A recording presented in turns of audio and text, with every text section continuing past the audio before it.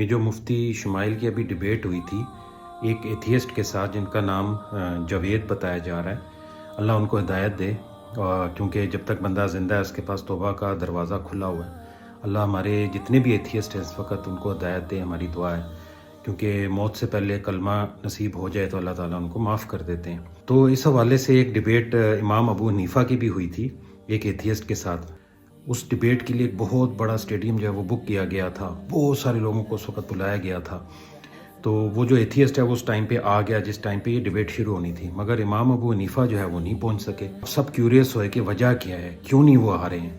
سب کے دلوں میں شکوک و شبہات پیدا ہونا شروع ہو گئے کہ کیا کہیں ایسا تو نہیں ہے کہ وہ اوائڈ کر رہے ہیں، کوئی ایسی بات تو نہیں ہے کہ اس کے پاس دلیلیں ایسی ہیں جن کا جواب ان کے پاس نہیں ہوگا۔ اینی وے اس جگہ کے ساتھ ایک دریا بہتا تھا اور اس دریا کو انہوں نے کشتی سے کراس کر کے آنا تھا۔ کچھ دیر بعد دیکھا لوگوں نے کہ امام ابو حنیفہ جو ہیں وہ وہاں پہنچ رہے ہیں۔ تو سب سے پہلے کویسچن ظاہر ہے یہی کیا گیا کہ آپ کدھر رہ گئے تھے، کیوں اتنی دیر ہوگی؟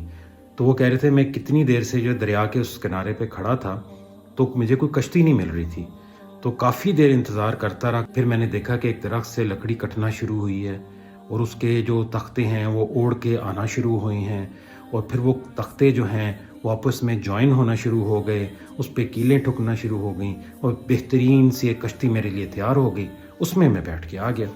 اب وہ جو ایتھیسٹ تھا وہ ہنسنا شروع ہو گیا۔ وہ کہتا ہے یہ کیا بات ہوئی، یہ کیسے ممکن ہے کہ بنانے والے کے بغیر کشتی کیسے بن گئی؟ تو انہوں نے کہا بس میری ڈبیٹ یہیں ختم ہوتی ہے۔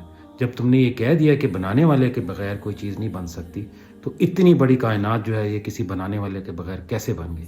یہاں آ کے ڈبیٹ ہی ختم ہوگی۔ جیسے جیسے سائنٹیفک آبزرویشنز اور ہوتی جا رہی ہیں، ان کے کویسچنز جو ہیں اور اسٹوپڈ سے اسٹوپڈ ہوتے جا رہے ہیں۔ What about this, what about that, اس کو کیا کریں گے، اس کو کیا کریں گے۔ قرآن پہ تنقید، اللہ کے مسنجر پہ تنقید، تو یہ تو بدتمیزی کی حد تک جا رہے ہیں، اور یہ جو ہے گستاخیوں کی حد تک جا رہے ہیں، اور یہ انٹالریبل ہوتا جا رہا ہے اس کا، کیونکہ ہماری ایموشنلٹی ہے ہمارے دین کے ساتھ۔ اگر یہ اس طرح کی بکواس کرتے رہیں گے تو پھر تو بہت بڑا مسئلہ ہو جائے گا۔